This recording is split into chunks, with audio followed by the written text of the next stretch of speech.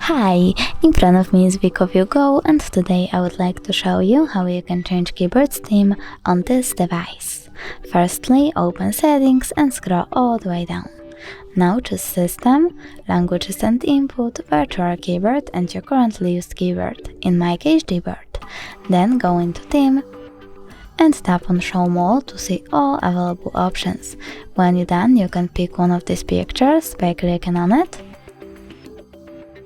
Then tap on the switcher next to keyboarders to turn them on or off and tap Apply. You can do the same by picking one of these colors. When you're done, just go back. As you can see, theme of my keyboard has changed. Thanks so much for watching. If you enjoyed this video, smash that like button, comment and subscribe. Bye!